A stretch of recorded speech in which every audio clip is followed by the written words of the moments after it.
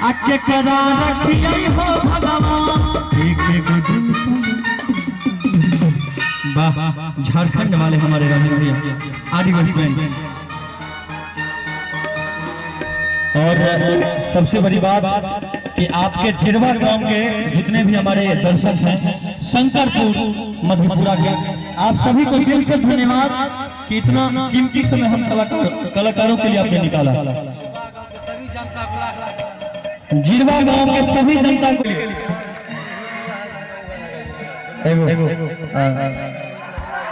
आपका गाना तो उठा आप नहीं गाइएगा। एक गाना दिल ना लगे पहले बहुत देर से फरमाइश है, आइए उस गाने को रखते हैं आपके बीच।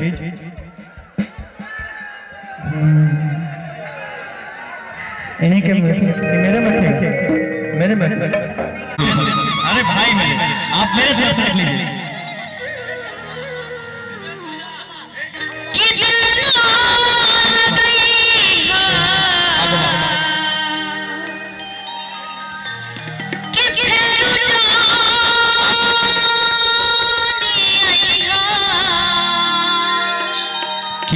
जा जा जा भूला कि तेरा बिना दुनिया बिरान लागे राजा हो, कि तोरा बिना दुनिया बिरान लागे रानी हो, कि जियते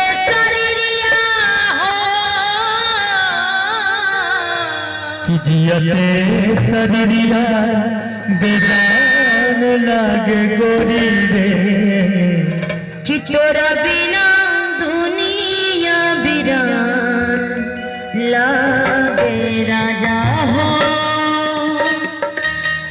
कि दिल ना लगे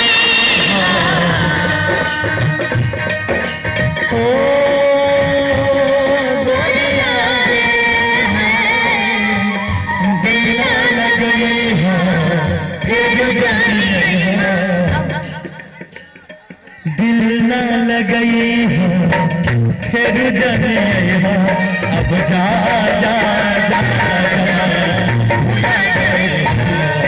अब जा जा जा भुला गए तोहरा के साथ जब छूटी दुनिया का माजा लूटी,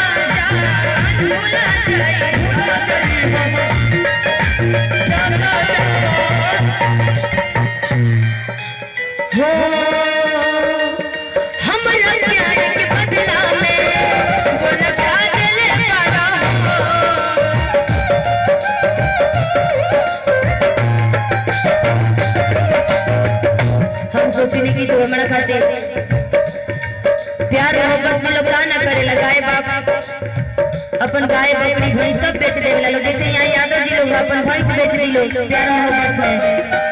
लेकिन यूं मुस्कुराए न जाने क्या सपने दिखाए, यूं मुस्कुराए न जाने क्या सपने दिखाए, अब तो मेरा दिल जागे न सोता है, क्या करना है कुछ कुछ होता है, क्या करना है कुछ कुछ होता है।